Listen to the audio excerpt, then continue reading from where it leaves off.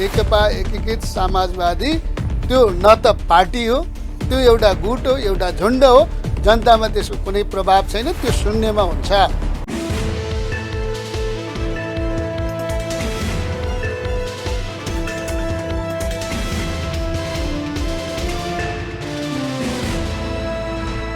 नमस्कार दर्शकवृन्द, कार्यक्रम चक्रव्यूहमा हार्दिक स्वागत गर्दछु।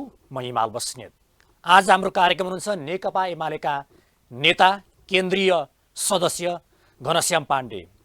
नेकपा एमाले 10औं राष्ट्रिय महाधिवेशन सम्पन्न गरेको छ र 10औं राष्ट्रिय महाधिवेशन सम्पन्न गरेपछि कतिपयले यो महाधिवेशन केपी शर्मा ओलीले जे भन्यो त्यही हुने ढङ्गबाट गरियो र उहाँकै सेरोफेरोमा मानिसहरू चाहिँ विजयी भए भनेर पनि व्याख्या गरियो। र यतापट्टि नेपाली कांग्रेसले आजबाट आफ्नो 14औं राष्ट्रिय महाधिवेशन सुरु गरिरहेको छ। यो महाधिवेशनमा पनि जसरी पहिलो पुस्ताका नेताहरू बीच नै प्रतिस्पर्धा हुने देखिएको छ र दलहरूको यो राष्ट्रिय महाधिवेशन भइरहँदाखेरि अब यो नयाँ महाधिवेशनले नेता मात्रै फेर्छ कि यसमा कुनै विधि विधान पद्धति पनि बसाल्छ। आज हामी यिनै विषयमा केन्द्रीकृत भएर कुराकानी गर्नेछौँ। आउनुहोस् कार्यक्रममा अतिथिलाई हार्दिक स्वागत गरौँ। स्वागत छ कार्यक्रममा। धन्यवाद।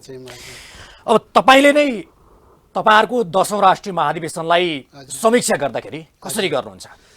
नेकपा एमालेको 10औं राष्ट्रिय महाधिवेशन नेपालको राजनीतिक इतिहासमै जनताको सहभागिताको हिसाबले सबैभन्दा उत्कृष्ट रह्यो र यसले नेकपा एमालेको 10औं राष्ट्रिय महाधिवेशनले देशमा विदेशमा र विश्वका न्यायकर्मी जनतालाई के सन्देश दियो भने नेकपा एमाले नेपालको सबभन्दा ठुलो राजनीतिक दल हो र भविष्यमा पनि नेपालको राजनीतिमा नेकपा एमालेको सशक्त उपस्थिति रहन्छ र यो जनतामा आधारित र सक्रिय कार्यकर्तामा चाहिँ नि बेस भएर बनेको पार्टी हो भन्ने एउटा सन्देश दिएको छ। त्यसैले नेकपा एमालेको यो सन्देश नेपालको वाम लोकतान्त्रिक आन्दोलनका निम्ति पनि एउटा महत्त्वपूर्ण हो भने कमरेड मदन भण्डारीले अघि सारेको जनताको बहुदलीय जनवाद, जसले विश्व कम्युनिस्ट आन्दोलनलाई एउटा ध्रुवबाट अथवा परम्परागत कम्युनिस्टको सिद्धान्तबाट हेरिने ठाउँबाट परिवर्तन गरेर एउटा लोकतान्त्रिक कम्युनिस्ट पार्टी पनि सम्भव छ भन्ने कुराको उहाँले जे सुरुवात गर्नुभएको थियो, त्यो चाहिँ 10औं राष्ट्रिय महाधिवेशनले नै प्रमाणित गरेको छ कि नेकपा एमाले नेपालको लोकतान्त्रिक कम्युनिस्ट पार्टीका रूपमा जनताको मत जित्दैछ र समृद्ध नेपाल, सुखी नेपालीको सपना पुरा गर्नका निम्ति यो नै एउटा मूल शक्ति हो भन्ने कुरा चाहिँ यसले देखाएको छ। अर्को तपाईँहरूमाथि तपाईँले जवाफ दिने कुरा एक ठाउँमा छ। हजुर, बाहिरी मानिसहरूले कसरी पनि व्याख्या गरे या कसरी पनि बुझे या चाहिँ त्यो किसिमको विचारहरू आयो भने तपाईँहरूले चाहिँ जस्तो महाधिवेशन जस्तो नभएर यसलाई चाहिँ शक्ति प्रदर्शन जस्तो गर्नुभयो, ती पनि तपाईँहरूले चाहिँ मानिसहरूलाई पैसा दिएर ल्याउनु भयो र त्यो शक्ति प्रदर्शन गर्नुभयो भन्ने तपाईँहरूलाई आरोप लाग्यो। होइन, यसमा मलाई के लाग्छ भने अहिले चितवनमा जति जनताको सहभागिता भएको छ त्यो सहभागिताको निम्ति नेकपा एमाले पार्टी कमिटीको तर्फबाट कुनै खर्च व्यवस्थापन गरेको छैन।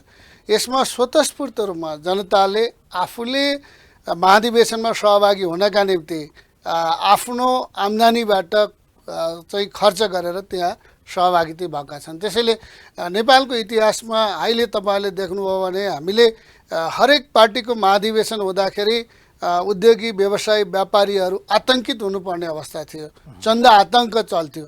तर यसपटक नेकपा एमालेको महाधिवेशनमा कुनै पनि एकजना व्यवसायी, उद्योगपतिले आफूले त्यो तनाव सहनु परेन कि हामीले नेकपा एमाले आफ्ना पार्टी सदस्यबाट कम्तीमा रु 100 अभियान उठाएर महाधिवेशनको केन्द्रीकृत खर्च व्यवस्थापन गर्ने र जनसहभागिताका निम्ति स्वयं जनताले चाहिँ बिहोर्ने कुराको चाहिँ हामीले व्यवस्थापन गर्यौँ, जसले गर्दाखेरि यो महाधिवेशन हरेक पार्टीको महाधिवेशन स्वाभाविकै रूपले राजनीतिक महोत्सव हो।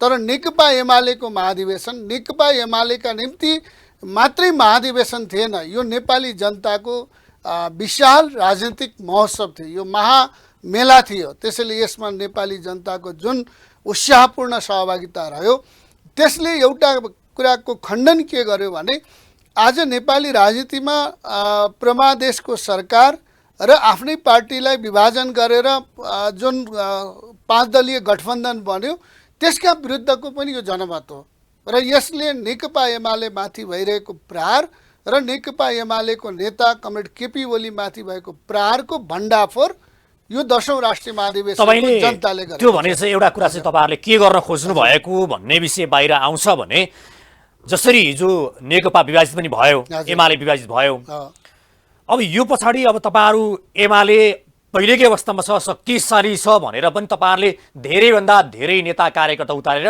नेकपा एमालेको शक्ति देखाउन खोज्नु भएको हो नि। अनि यो शक्ति देखाउने भन्दा पनि यो जनताको स्वतस्फूर्त सहभागिता हो। नेकपा एमालेको विभाजन केन्द्रीय तहमा 10-15% रह्यो, जिल्ला तहमा 5-7% रह्यो र जनताको तहमा यो शून्य छ। अहिले नेकपा एकीकृत समाजवादी जुन एउटा झुण्ड भएर पार्टी निर्माण भएको छ त्यसप्रति नेपाली जनताको कुनै समर्थन छैन। जनताको समर्थन छ त भने नेकपा एमालेलाई छ। नेकपा एमालेका पक्षमै लाखौं जनताहरू चाहिँ गोलबन्द छन् भन्ने सन्देश चितवनमा भएको 10औं राष्ट्रिय महाधिवेशनले पनि दिएको छ।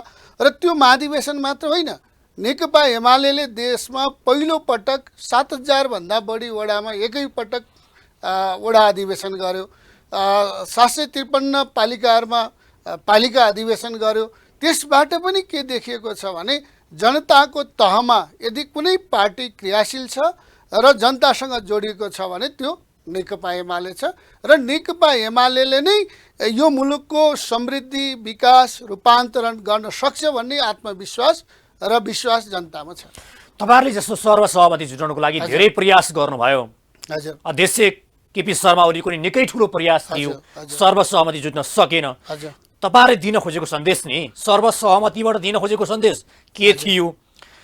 अन्ततः सर्वसहमति भएन, प्रतिस्पर्धा भयो र के सन्देश गयो आम नेता कार्यकर्तामा? यसले दुई कुराको सन्देश दिएको छ। एउटा हामीले जुन 7000 भन्दा बढी वडाहरूमा र 753 पालिकाहरूमा जुन अधिवेशन गर्यो त्यसबाट सर्वसम्मत नेतृत्व चयन भयो। छिटफुट रूपमा केही चुनाव भयो तर त्यसले ठुलो विवाद देखिएन। त्यसको प्रभाव र दबाव 10औं राष्ट्रिय महाधिवेशनमा आयो र 10औं राष्ट्रिय महाधिवेशनमा आम प्रतिनिधिहरूको भावना के थियो भने यसलाई पनि सर्वसम्मत रूपमा जानुपर्छ भन्ने कुरालाई चाहिँ नि महाधिवेशनका प्रतिनिधिको जोड थियो र त्यसमा साबिकको केन्द्रीय कमिटीबाट पार्टीको अध्यक्ष कमरेड केपी ओलीबाट यसका लागि पहल भयो र पहल हुँदाखेरि केही समय लाम्बियो तर त्यसले चाहिँ नि एउटा सार्थकता लिन सकेन। नसक्दाखेरि नेकपा एमाले भित्र आन्तरिक लोकतन्त्र छ, त्यसले लोकतन्त्रलाई आत्मसात गर्छ भन्ने सन्देश दिएर नै यो महाधिवेशन सम्पन्न भएको छ। जसरी तपाईले लोकतान्त्रिक पार्टीभित्र प्रतिस्पर्धा हुन्छ, प्रतिस्पर्धा नगरेपछि त लोकतान्त्रिक पार्टीभित्र प्रतिस्पर्धा गर्नुपर्छ हुन्छ भनेर तपाईहरु भन्नुभयो। त्यसो त प्रतिस्पर्धा भएर लोकतन्त्रलाई जोगायो नि त, लोकतान्त्रिक पार्टीको छवि त उसो बनायो होला नि त। होइन, यसबाट हामीले हाम्रो पार्टी अझ बलियो भएको छ। नेकपा एमाले भित्र सर्वसम्मत पनि एउटा अभ्यास हो, त्यो लोकतन्त्रको सबभन्दा सुन्दर पक्ष हो। सर्वसम्मत हुन नसक्ने अवस्थामा एउटा सार्वभौम पार्टी सदस्यले म यो पार्टीको केन्द्रीय अध्यक्ष बन्छु, म केन्द्रीय पदाधिकारी बन्छु, केन्द्रीय सदस्य बन्न पाउँछ, त्यो अधिकारको यसले सुनिश्चितता गरेको छ। र नेकपा एमाले मैले अघि पनि भने नेपाल कम्युनिस्ट पार्टी एकीकृत मार्क्सवादी लेनिनवादी जुन विश्व कम्युनिस्टहरूका आन्दोलनका मञ्चमा परम्परागत कम्युनिस्ट पार्टीका रूपमा हेरिन्थ्यो अब त्यो रहेन।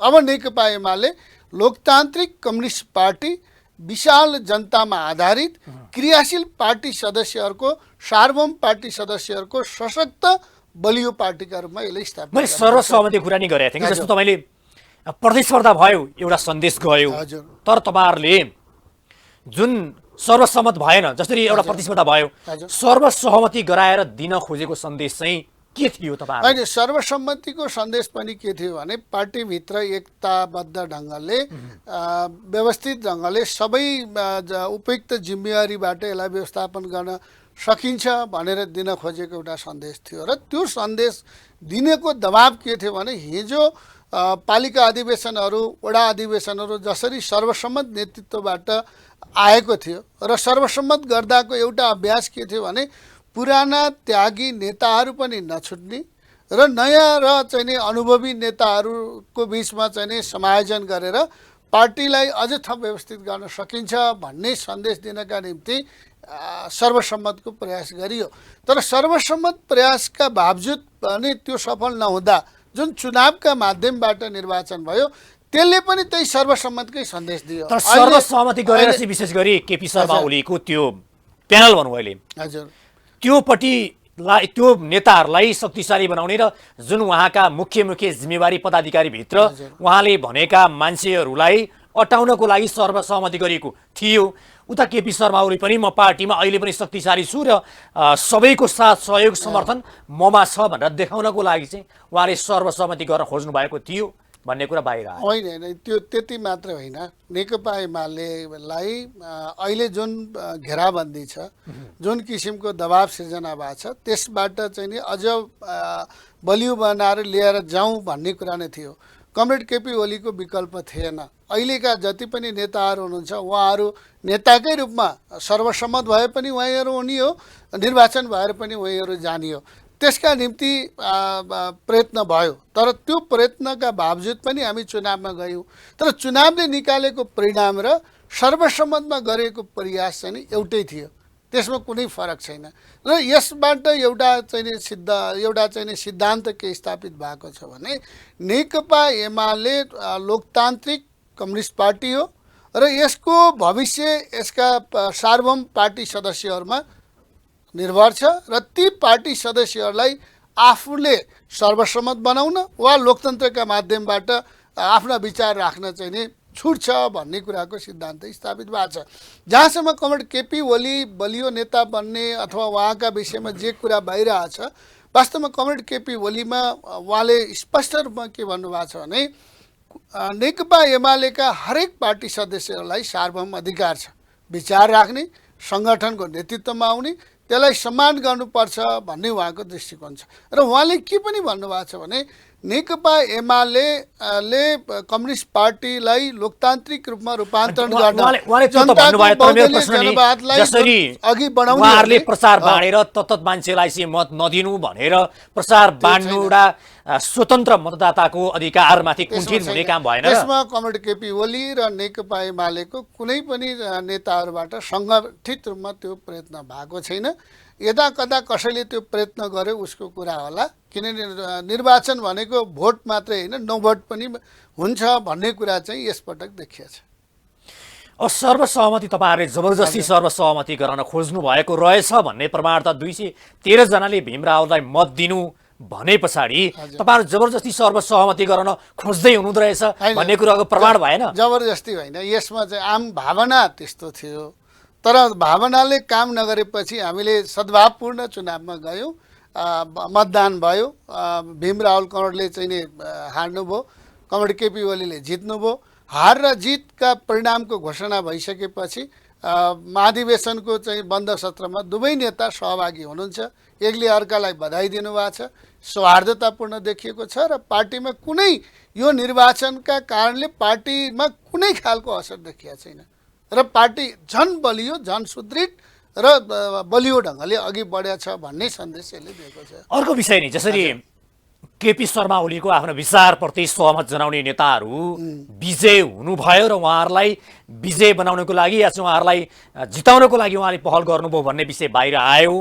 अर्को विषय जहाँ उहाँका विचारहरूप्रति असन्तुष्टि हुने नेताहरू घनश्याम भुषाल र अब भीम रावललाई पराजित उहाँहरू हुनुभयो, किनभने उहाँहरू केपी शर्मा ओलीको विचारमा सहमत हुनु भएन, उहाँहरू विपक्षमा उभिन खोज्नुभयो, जसले गर्दा उहाँहरू पराजय भोग्न पर्यो भनेर व्याख्या गर्छन् बाहिर। होइन, त्यस्तो होइन। यो चुनाव भनेको स्वाभाविक रूपले हार र जित त हुन्छ, तर त्यसपछि पनि हार र जितलाई अस्वीकार गर्ने, विमति जनाउने कुरा अहिलेसम्म आएको छैन। कमरेड घनश्याम भुषाल, कमरेड भीम रावलले अहिलेको पार्टीको परिणामलाई स्वीकारेर त्यो अनुसार अघि जाने सार्वजनिक प्रतिबद्धता गरिसक्नु। तर बाहिर हेर्दा उहाँहरू पराजय हुनुभयो, उहाँहरू असन्तुष्ट हुनुहुन्थ्यो, उहाँहरूसँग विचारको विमति राख्नुहुन्थ्यो भन्ने कुरा सिधा देखियो नि। जहाँसम्म पार्टी भनेको चाहिँ स्वाभाविक रूपले हामी मार्क्सवादमा विश्वास गर्ने भएको हुनाले त्यसमा दुई पक्ष हुन्छन्। कहिले कुनै पक्ष बलवान हुन्छ, कुनै पक्ष चाहिँ कमजोर हुन्छ, त्यो स्वाभाविकै हो विचारका हिसाबले। तर यो महाधिवेशनमा नेकपा एमालेको 10औं राष्ट्रिय महाधिवेशनमा विचारको हिसाबले, कार्यक्रमको हिसाबले, सङ्गठनका हिसाबले कुनै विमति छैन। किनभने हामीले गोदावरीमा विधान महाधिवेशन गरेर नेकपा एमालेको नीति विचार र कार्यक्रमलाई चाहिँ सर्वसम्मत रूपमा हामीले पारित गरिसकेका पारित गर्नुभयो, फेरि उहाँ गएर तपाईँले संशोधन गर्नुभयो, होइन। विधान भनेको के हो पोलिट ब्युरो बिउताउनु भयो। विधान भनेको त्यही हो आवश्यक, किनभने विधान अधिवेशन भन्दा माथि पनि सर्वोच्च अङ्ग भनेको महाधिवेशन हो। त्यो महाधिवेशनले साङ्गठनिक रूपमा केही फेरबदल गर्यो, तर विचारका हिसाबले जनताको बहुदलीय जनवादलाई समाजवाद निर्माणको आधारभूत कार्यक्रमका रूपमा, आधारभूत सिद्धान्तको रूपमा लिएर जाने कुरामा कसैको विमति छैन। भीमरालको पनि विमति छैन, घनश्याम भुषालको पनि विमति छैन। जहाँसम्म उहाँहरूले चाहिँ आफू नेतृत्वमा आउनका लागि कोसिस गर्नुभयो त्यो राम्रो कुरा हो। उहाँहरूले चाहिँ त्यो कार्यक्रम अब कोसिस गर्दै गर्दाखेरि निर्वाचन भनेको चाहिँ शैली, व्यवहार सबै कुराहरूको चाहिँ परीक्षण हुन्छ। त्यो परीक्षणमा उहाँहरू उत्रिनु भयो, तर उत्रिएर पनि आन्दोलनबाट भाग्नु भएको छैन। उहाँहरूले भन्नुभएको छ कि हामी नेकपा एमालेलाई अझ बलियो, अझ शक्तिशाली बनाउनका निम्ति छौँ भन्ने कुरा देखाएर उहाँहरूले अघि बढ्नु भएको छ। यो नै नेकपा एमालेको 10औं महाधिवेशनको सबभन्दा सुन्दर पक्ष हो। यतापट्टि केपी शर्मा ओली सर्वसहमतिको लागि प्रयास जारी राख्ने, तपाईँहरूले बन्द सत्र पनि 2 दिन लम्ब्याएर पनि प्रयास गर्नुभयो, सहमति जुट्न सकेन। तपाईँहरू सर्वसहमतिको लागि प्रयास गरिरहने, उहाँहरू चाहिँ सहमतिमा आउँदै नआउने। उहाँले अध्यक्षको लागि उम्मेदवार दिनुभयो, जसरी भीमरावले उपाध्यक्षको लागि उम्मेदवार दिनुभयो, घनश्याम भुषालले। यो चाहिँ ठिक थियो कि थिएन त? अनि यो स्वाभाविक रूपले अघि पनि मैले भने कि नेकपा एमाले अङ्गीकार गरेको जनताको बहुदलीय जनवाद भनेको राष्ट्रिय राजनीतिमा पनि बहुदलीय प्रतिस्पर्धालाई स्वीकार्ने हो, आन्तरिक पार्टीभित्र पनि आन्तरिक पार्टी लोकतन्त्र र प्रतिस्पर्धालाई स्वीकार्ने हो। यो कुरा नेकपा एमाले स्थापित गरेको छ। यो नेकपा एमाले परम्परागत जडसूत्रवादी कम्युनिस्ट पार्टी होइन। नेकपा एमाले जनताको मन जितेर, कार्यकर्ताको मन जितेर अघि बढ्ने पार्टी हो भन्ने कुरा स्थापित भएको हुनाले उहाँहरूले उम्मेदवारी दिनु त्यो स्वाभाविकै छ, त्यसलाई अस्वाभाविक मान्न सकिन्न। सर्वसम्मतको प्रयास पनि स्वाभाविकै थियो। तपाईँले चाहिँ स्वाभाविक मान्नुभयो, तर सर्वसहमति जुटाउनको लागि प्रयास गर्ने नेताहरूले चाहिँ अस्वाभाविक थियो। कतिपय नेताहरूले के पनि भन्नुभयो भने त्यस्तो छैन, जसले अध्यक्षको विरुद्धमा उम्मेदवारी दिन्छ उसको जमानत जफत हुन्छ भनेर भन्न भ्याउनु भयो नि त? होइन, उहाँहरूको त्यो विचार होला। कसैले कसैका पक्षमा लाग्ने, किनभने निर्वाचन भइसकेपछि पक्ष र विपक्षमा मत माग्ने कुरा स्वाभाविकै हो। तर त्यसका कारणले पार्टीलाई विखण्डनमा लाने, विभाजनमा लाने काम भएको छैन। बाहिर एउटा शक्ति थियो जसको चाहना थियो कि यो 10औं महाधिवेशनमा यही निर्वाचनका कारणले विभाजन ल्याउन सकिन्छ, कोर्न सकिन्छ कि भनेर गुलियो सपना देख्नेहरूको सपना चकनाचुर भएको छ कि यो महाधिवेशनमा निर्वाचन भएर पनि बलियो बन्न सक्छ, पार्टी सुदृढ हुन सक्छ भन्ने सन्देश नेकपा एमाले दिएको छ। त्यो नै यति बेलाको ऐतिहासिक र महत्त्वपूर्ण छ। अर्को विषय कस्तो भने अब जो हिजो माओवादीमा रहेका नेताहरू जो नेकपा रहँदाखेरि न पछाडि एमालेमै रहनुभयो, उहाँहरूलाई चाहिँ केपी शर्मा ओलीले सद्भाव राख्दै आशीर्वाद दिँदै उहाँहरूलाई अगाडि बढाउनु भयो, काफी च्याप्नु भयो र हिजो एमाले बनाउनको लागि मर्यादा गरेर लाग्ने त्यस्ता नेताहरूलाई चाहिँ उपेक्षा गर्नुभयो, जो घनश्याम भुषाल र भीमरावलाई भन्ने पनि आरोप लाग्यो। छैन, मैले यसलाई भन्छु, नेकपा एमालेबाट 10औं महाधिवेशनमा जाँदाखेरि हामीसँग 3टा चाहिने मनोविज्ञानले काम गरेका थिए। एउटा मनोविज्ञान के थियो भने साबिकको नेकपा माओवादी केन्द्रबाट आउनुभएको नेता कार्यकर्ताहरूको ठुलो पङ्क्ति छ, त्यसैले पूर्व माओवादी भन्ने एउटा मनोविज्ञानले काम गरेको थियो। र नेकपा एमाले भित्रै लामो समयसम्म 2 लाइनको सङ्घर्ष, 2 लाइनको विचारबाट स्थापित हुँदै गर्दाखेरि 10 बुधे र 10 भाइको निकै चर्चा चलेको एउटा मनोविज्ञान थियो भने अर्को चाहिँ कमरेड केपी ओलीको नेतृत्वमा अघि बढेको मेनस्ट्रिम चाहिने शक्ति एउटा थियो। यो 3टा मनोविज्ञानका बीचमा 10औं राष्ट्रिय महाधिवेशन गयो र 10औं राष्ट्रिय महाधिवेशनले के सङ्केत दियो भने अब चितवनबाट हामी सौराबाट फर्किँदाखेरि अब राप्ती नदी, नारायणी नदी मिसिसकेको छ, अथवा त्रिशुली, सेती, गण्डकी मिसेर महान नदी बनिसकेको छ। अब त्यसमा त्रिशुलीको पानी खोजेर, सेतीको पानी खोजेर, गण्डकीको पानी खोजेर, राप्तीको पानी खोजेर चाहिँ नि भेटाउनु त्यो मिश्रित भइसक्यो अब। अब त्यो चाहिँ एकै ठाउँमा मिसिसक्यो, जसले गर्दाखेरि 10 भाइ मध्येमा पनि त 10 बुधे र 10 भाइको कुरा गर्नुहुन्छ भने त 8 जना त अत्याधिक मत लिएर विजय हुनुभयो नि त। होइन 10 बुधेको अझै पनि त प्रश्न उठिरहन्छ। हामीसँग आएर योगेश भट्टराईले भन्नुभएको छ 10 बुधेको अझै पनि समाधान भइसकेको छैन हाम्रा मागहरू भनेर उहाँले यहाँ भनिसक्नु भएको छ। तपाईँहरू गण्डकीको पानी या चाहिँ कर्णालीको पानी मिश्रित भएर एक भइसक्यो भन्दै हुनुहुन्छ। 10औं महाधिवेशन पछि जुन किसिमले हाम्रो राष्ट्रिय महाधिवेशनबाट केन्द्रीय कमिटी 17 बुद्धे सङ्कल्प निस्किसकेपछि अब 3वटा मनोविज्ञान चाहिँ एउटा मनोविज्ञान भनेको छ, त्यो नेकपा एमाले, शक्तिशाली एमाले, भोलि हुने स्थानीय निर्वाचन, सङ्घीय निर्वाचन र प्रदेश निर्वाचनमा सबभन्दा ठुलो पार्टी बहुमत ल्याएर समृद्ध नेपाल, सुखी नेपालीका रूपमा अघि बढाउने पार्टीका रूपमा एउटा मनोविज्ञान चाहिँ निर्माण भएको छ। पुराना मनोविज्ञानहरू त्यही सकिएका छन्, त्यही विसर्जन भएका छन्।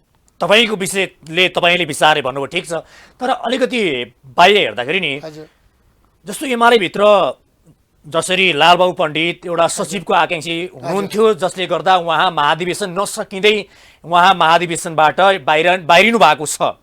उतापट्टि अब घनश्याम भुषाल र भीम रावलहरू पराजित हुनुभयो। उहाँको सन्दर्भमा तपाईँहरूले कस्तो नीति लिनुहुन्छ त्यो हेर्दै जाउँला।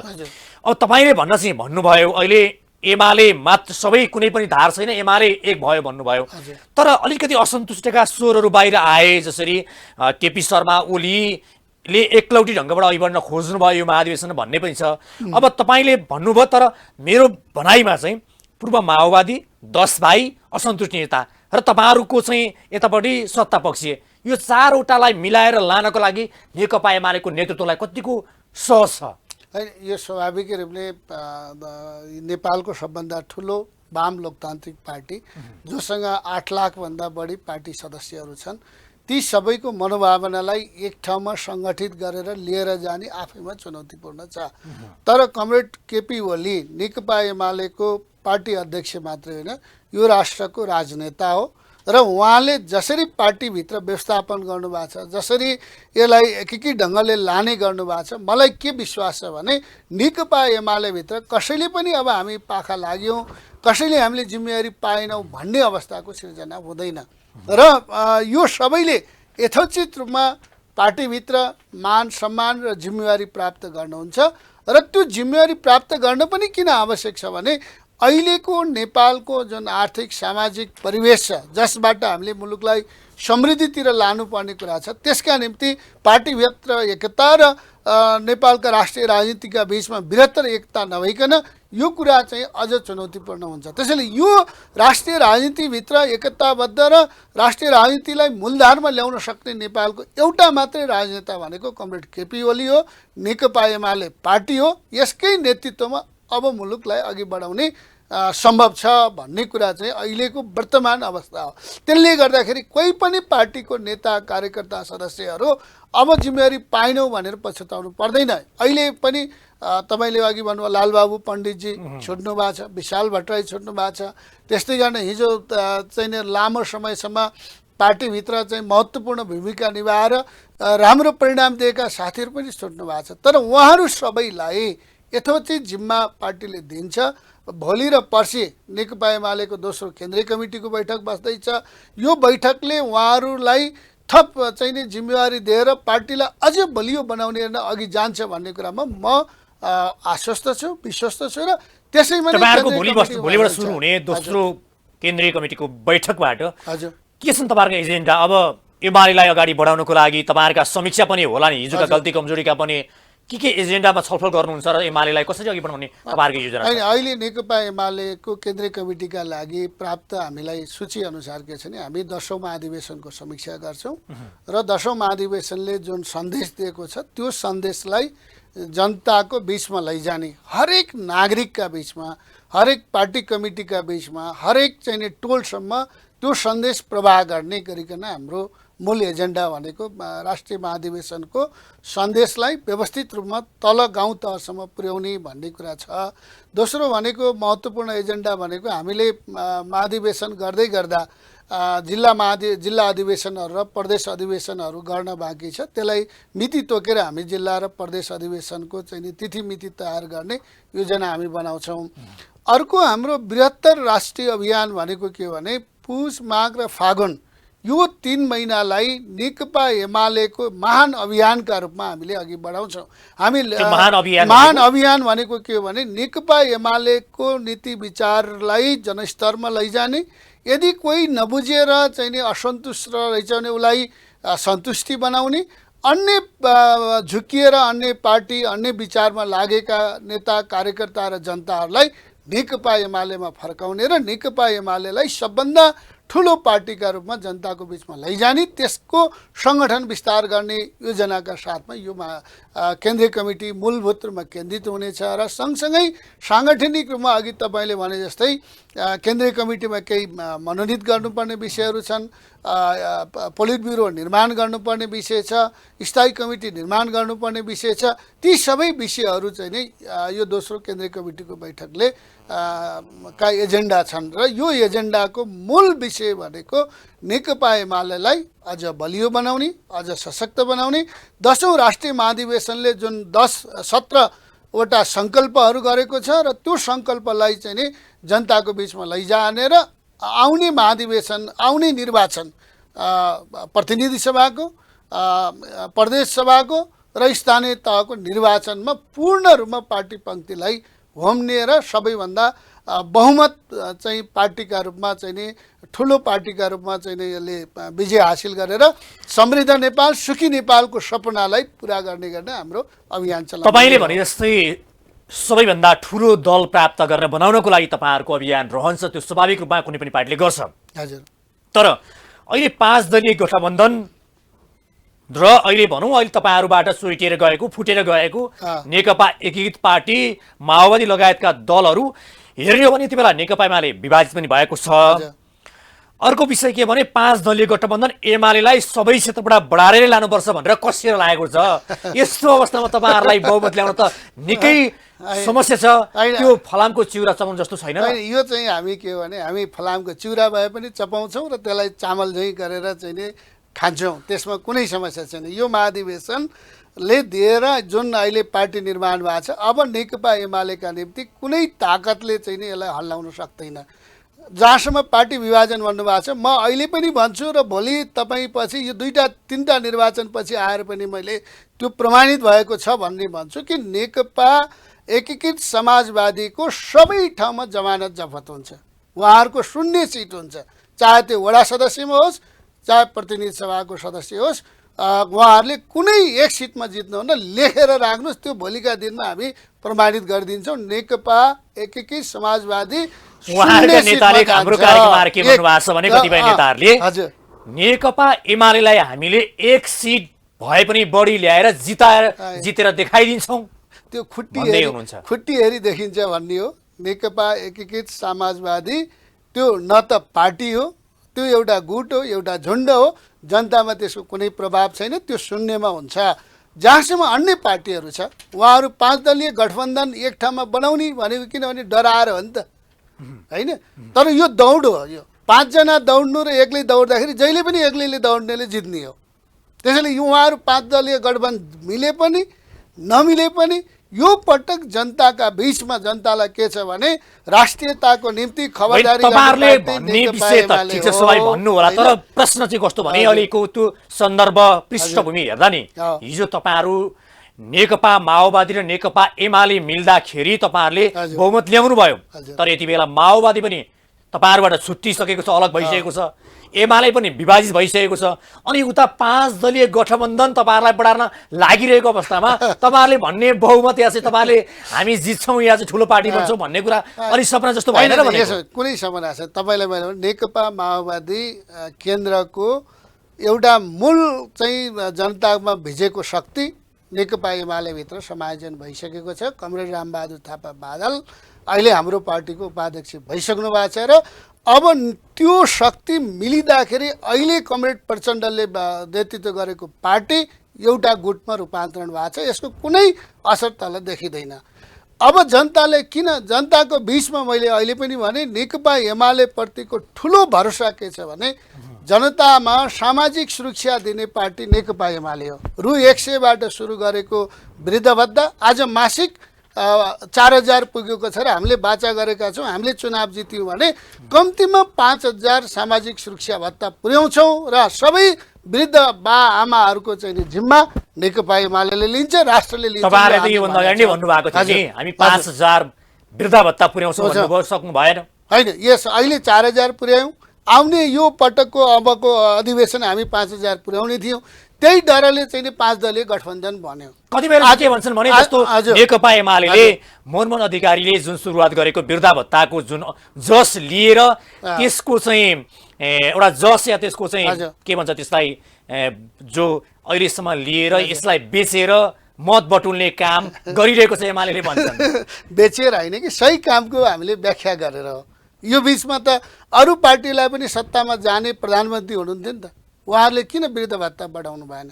तर वृद्ध भत्ता बढाउन नेकपा एमाले चाहियो, कमरेड केपी ओली चाहियो। त्यसैले यो जनताको बिचमा सन्देश छ। नेकपा एमाले नै चाहियो जसले चाहिँ लिम्पिया धुरा र चाहिँ अतिक्रमित भूभागलाई समेटेर नक्सा तयार गर्नु पर्यो। त्यो नेकपा एमाले गर्यो, कमरेड केपी ओलीको नेतृत्वमा भयो। त्यही नेकपा एमाले चाहियो जसले चाहिँ के भन्दाखेरि नाकाबन्दीका बिचमा चाहिँ भारतसँग नझुकिकन सिधी वार्ता गरेर समानताको आधारमा अघि बढौँ भन्ने कुरा चाहिँ प्रस्तुत गर्ने नेकपा एमाले चाहियो, कमरेड केपी ओली चाहियो। आज जनताको मनमा यही कुरा छ कि अब यो मुलुकको सार्वभौमिकता, यो मुलुकको सामाजिक सुरक्षा, यो मुलुकको समृद्धि, यो मुलुकको विकास नेकपा एमालेको नेतृत्वमा हुन्छ, कमरेड केपी ओलीको नेतृत्वमा हुन्छ। त्यसैले आगामी दिनमा हामीले भनेका छौँ, हामी चुनावदेखि डराएको भए, हाम्रो पार्टीको अध्यक्ष चुनावदेखि डराएको भए त होइन यो निर्वाचन अहिले नगरौँ भन्नुहुन्थ्यो नि। हामीले सुरुदेखि भनेका छौँ अहिले जुन प्रमादेशबाट बनेको सरकारले यो मुलुकको समस्या समाधान गर्न सक्दैन। पाँच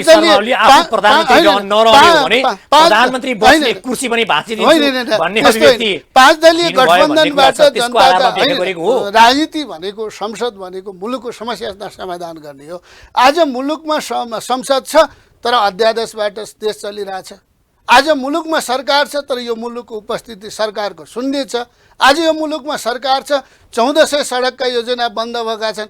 आज यो मुलुकमा सरकार छ, सुरुङ मार्गका योजनाहरू चाहिँ रोकिएका छन् भने यो सरकार रहनु र नरहनु जनताका निम्ति कुनै अर्थ। तपाईँले त्यो भन्दाखेरि तपाईँहरूप्रति पनि असन्तुष्ट छैन? जसरी माओवादीका नेताहरू अहिले चाहिँ एकीकृत समाजवादी पार्टीका नेताहरू के भन्नुहुन्छ भने केपी शर्मा ओली भन्दा बाहेकका हर पार्टीसँग, हर नेतासँग हाम्रो सहकारी हुन्छ भनेर चाहिँ किन भनेको होला त? होइन, उहाँहरू चाहिँ शक्तिदेखि डराउनु भएको छ।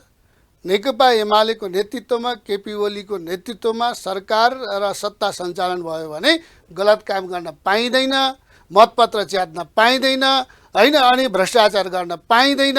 त्यसकारण उहाँहरूले चाहिँ वैकल्पिक रूपमा सोच्नु भएको छ। त्यसैले यहाँनिर कुरा के हो भने हामीले तपाईँले उठाइहाल्नु भ्रष्टाचारको कुरा।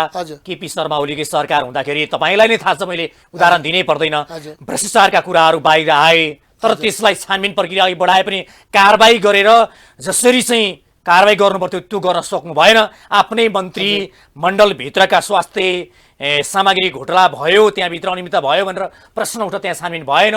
अनि तपाईँहरू चाहिँ भ्रष्टाचार गर्न पाइँदैन थियो केपी शर्मा ओली हुँदा भनेर भन्ने आधार त होइन नि सर? त्यति बेला चाहिँ नि संवैधानिक अङ्गलाई पूर्ण रूपमा काम गर्न दिनुपर्छ भन्ने कुरामा नेकपा एमाले र पार्टी अध्यक्ष केपी ओली तत्कालीन प्रधानमन्त्री हुनुहुन्थ्यो।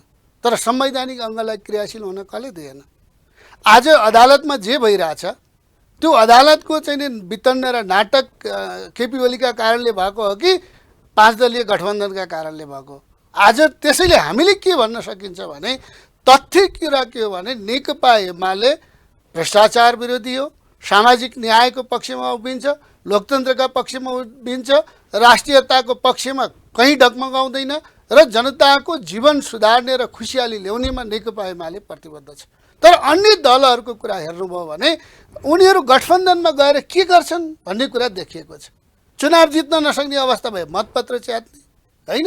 एक्लै चुनावमा सरकार बनाउन नसके गठबन्धनमा बनाउने, अनि जनताको बिचमा गएर चाहिँ नि चुनावमा मत माग्नका ठाउँमा चाहिँ नि प्रमादेशबाट सरकार बनाउने भनेपछि त उहाँहरू जनतासँग भाग्नु भएको छ। एउटा कुरा अहिले तपाईँलाई प्रश्न गरेर छुट्टिन्छ। हजुर, तपाईँहरूले सबै राजनीतिक दलहरूलाई बोलाउनु भयो, विदेशी दलहरूलाई बोलाउनु भयो, यही देशमा इस्टाब्लिस भएको तपाईँहरूका हिजोसँगै हिँडेका सहयात्रीहरूले खोलेको नयाँ पार्टी नेकपा एकीकृत समाजवादी पार्टीलाई चाहिँ किन नडाकेको तपाईँ? नेकपा एकीकृत समाजवादी पार्टी होइन, त्यो एउटा झुन्ड हो। त्यो चाहिँ नि के भन्दाखेरि एउटा चाहिँ रिस रागमा बनेको एउटा समूह भएको हुनाले त्यो पार्टी नै होइन। यो पार्टी मैले अघि पनि भने आउने स्थानीय तहको निर्वाचन, प्रदेश तहको निर्वाचन र सङ्घीय तहको निर्वाचनमा वडा सदस्यदेखि सङ्घीय संसदमा उम्मेदवारी दिन सक्दैन, दिइहाल्यो भने पनि यसको सबै ठाउँमा जमानत जफत हुन्छ।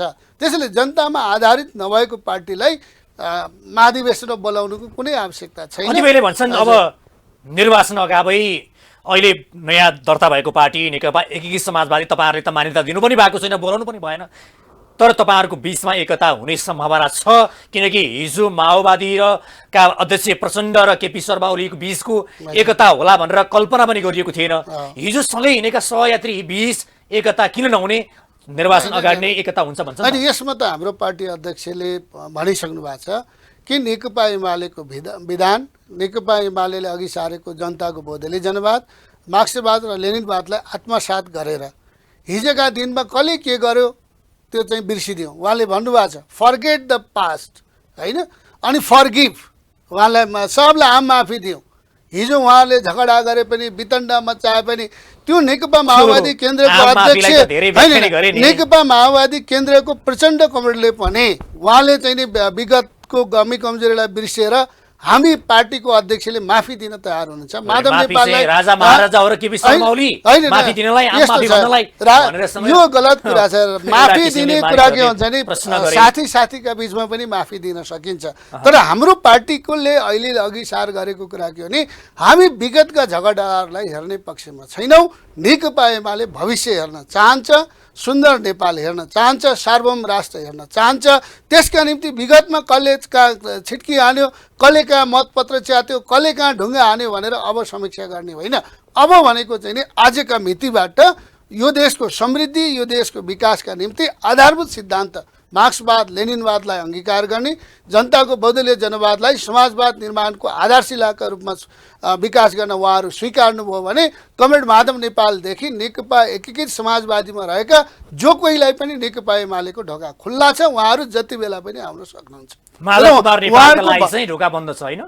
छैन, उहाँहरूका निम्ति पनि खुल्ला छ। उहाँहरू मात्रै होइन, हामीले यो देशका सबै राजनीतिक दलहरूलाई भनेका छौँ, सबै नागरिकलाई भने। मैले अघि भने पुष माघ फागुन हामीले नेकपा एमाले विशाल एउटा महाअभियान सञ्चालन गर्दैछ। त्यसको प्रमुख उद्देश्य भनेको के हो भने समृद्ध नेपाल, सुखी नेपालीका निम्ति, सार्वभौम नेपालका निम्ति र जनताको समृद्धि र विकासका निम्ति नेकपा एमालेको ढोका खुल्ला छ। यसको आधारभूत कुरा त्यही भएर हामीले भन्यौँ विगत बिर्सौँ है। हिजो कसले कहाँ कसलाई गाली गर्यो, कसले कहाँ चाहिँ नि खुट्टी तान्यो, त्यो कुरा हामी हेर्दैनौँ। हामी के हेर्छौँ भने भविष्य सुनिश्चित गर्नुपर्छ।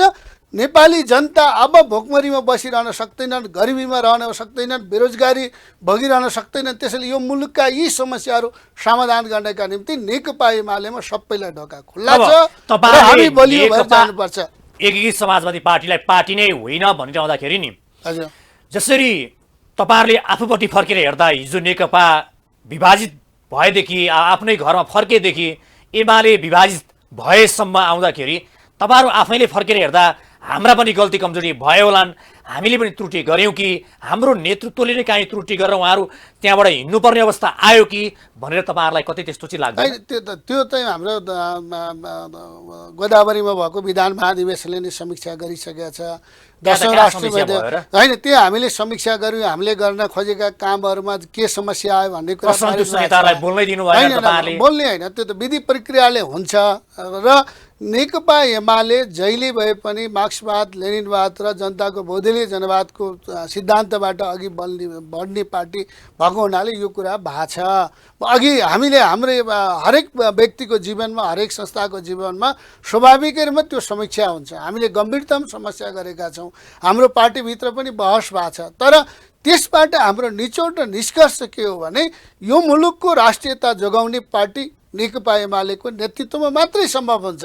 यो मुलुकको समृद्धि र विकास नेकपा एमालेको नेतृत्वमा मात्रै सम्भव छ। अहिलेसम्म हामीले नेपाल कम्युनिस्ट पार्टी गठन भएको 72 वर्ष पुरा भयो। यो 72 वर्षमा यसले त धेरै उकाली ओह्रालीहरू पार गर्दै आयो नि त। तर जति नेकपा एमालेको नेतृत्वमा यो मुलुकलाई जुन दिशा निर्देश गरियो त्यो त अरू बेला भएन। तर अब हामी दिँदै थियौँ, त्यसका निम्ति पार्टी एकता गरियो, मोर्चा निर्माण गरियो, निर्वाचन गरियो। तर अहिले चाहिँ सबभन्दा तपाईले भने जस्तै देश विकास गर्न चाहने एउटा दृढ संकल्प गरेको नेता नेतृत्व या पार्टीलाई 3.5 वर्ष भनेको समय पनि इनफ होइन र? यदि गर्न चाहने हो भने धेरै त्यस्ता आफूले ल्याएका एजेन्डाहरू, आफ्ना योजनाहरू कार्यान्वयन गर्दै देशलाई एउटा ढङ्गले रूपान्तरण गर्नको लागि या जग बसाल्न भनौँ, रूपान्तरण नभनौँ, जग बसाल्ने आधार तयार पार्ने समय त्यो त आधार तयार भयो। कमरेड केपी ओलीको प्रधानमन्त्री भएको बेलामा यो देशमा जे भयो, धरहरा ठिङ्ग उभियो, रानी पोखरी मर्मत भयो, हजारौँ स्कुलहरू चाहिँ नि पुनर्निर्माण भए, आज मेची महाकाली सडक विस्तारको काम भएको छ, सयौँ पुलहरू निर्माण भएको छ, हजारौँ तुइनहरू विस्थापन भएको छ र सामाजिक सुरक्षाको चाहिँ नि ग्यारेन्टी भएको छ। यो त आधारभूत रूपमा हामीले गरेका काम हो नि। कतिपय नेताहरूले के भन्छ भने अरू पार्टीका नेताहरूले यी सामान्य काम त केपी शर्मा ओलीको ठाउँमा अर्को प्रधानमन्त्री भए नि त गर्नुहुन्थ्यो। त्यो त अहिले गरे हुन्थ्यो नि त। अहिले सुन्नु न, अहिले मैले भन्छु 5 दलीय गठबन्धन सरकार बनेको, प्रधानमन्त्रीले मन्त्री परिषद पूर्णता दिनै 100 दिन पर्खिनु पर्यो। जब 100 दिन चाहिँ मन्त्रीमण्डल गठन गर्न नसक्ने सरकारले यो मुलुकका समस्याहरू समाधान गर्न सक्छ? त्यो त गर्न सक्दैन। त्यो त प्रमाणित भएको छ। त्यसैले हामीले कमरेड केपी ओलीको नेतृत्वमा पार्टीले, सरकारले जे गति लिँदै थियो त्यो गतिबाट धेरैलाई चाहिँ नि आत्तिने अवस्थामा पुर्यायो। भ्रष्टाचारमा नियन्त्रणको काम भएको थियो, जनतामा उत्साह थियो, जनतामा जाँगर थियो।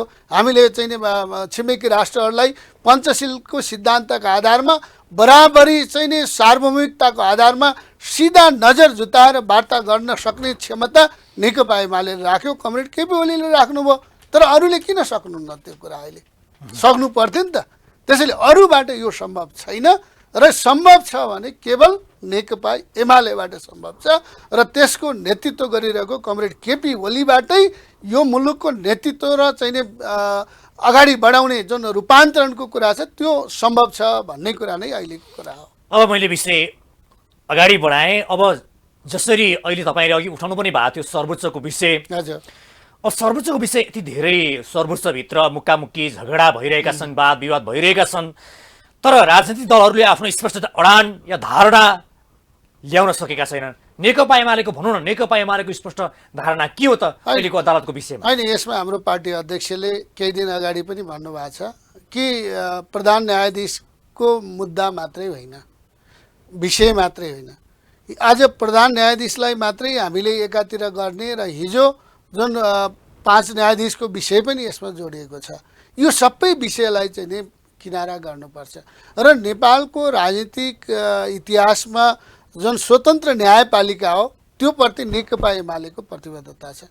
स्वतन्त्र न्यायपालिका संविधानले जुन सिद्धान्त त स्वीकारेको छ त्यसलाई त्यही रूपमा अघि जानुपर्छ। तपाईँहरूलाई आरोप चाहिँ के लाग्यो भने तपाईँहरू प्रधान न्यायाधीशको विषय अहिले उठेको छ, तपाईँहरू 5 जना न्यायाधीशको प्रश्न उठाएर प्रधान न्यायाधीशलाई जोगाउनको लागि तपाईँहरूले घुमाउरो ढङ्गबाट, घुमाउरो बाटो चालेर तपाईँहरू अघि बढ्नुभयो भन्ने आरोप पनि त लाग्यो नि। त्यस्तो होइन, यसमा त के भने यसलाई संवैधानिक कानुनी प्रक्रियाले लानु पर्यो कि त्यहाँ चाहिँ सर्वोच्च अदालतमा नारा जुलुस गरेर यो समस्या समाधान हुँदैन। यो समस्या समाधान गर्ने भनेको स्पष्ट 2टा विकल्प छ। चित्त नबुझ्नेहरूले प्रधान न्यायाधीशका विरुद्धमा चाहिँ प्रस्ताव ल्याए हुन्छ, महाभियोग प्रस्ताव ल्याए हुन्छ, त्यसमा बहस गरे हुन्छ। यो त ठुलो कुरै होइन होइन। यदि महाभियोग प्रस्ताव अगाडि बढ्यो भने नेकपा एमाले महाभियोग प्रस्ताव पारित गर्नको लागि अहिले त्यो अवस्थामा नेकपा एमाले पुगेको छैन। नेकपा एमाले तपाईँहरूको स्पष्ट अडान, स्पष्ट विचार अझै आएन भनेको नि। यसमा यो हामीले भन्यौँ नि, अहिले यो विषयमा सर्वोच्च अदालतमा नारा जुलुस लाउने कुरामा हाम्रो समर्थन छैन। नेकपा एमाले त्यसमा कुनै नारा संलग्न जुलुस छैन। लाउनु भएन त्यही त अँ, अब तपाईँले भन्नुभयो नि त अब यसको तर- विकल्प दुईटा एउटा हजुर। तपाईँले महाभियोग प्रस्ताव अगाडि बढाउनु भयो अँ। बढाउनुपर्छ भन्नुभयो अर्को विकल्प भनेको के त यहाँ त प्रधान न्यायाधीशले स्वतस्फूर्त रूपमा यसको निकास दिनुपर्छ। अब निकास दिन प्रधान अब न्यायाधीश तयार हुनुहुन्छ त उहाँले आफूले हेर्ने कुरा हो। त्यो उहाँको व्यक्तिगत, उहाँको नैतिकता, उहाँको आचरण, उहाँको विश्वासको कुरा हो। तर यसमा के हो भने आफ्नो स्वार्थ पुरा हुँदाखेरि जय जयकार गर्ने, आफ्नो स्वार्थमाथि धक्का लाग्ने कुनै सङ्केतहरू आउन थाल्यो भने विरोधमा उत्रिने कुरा गलत हो।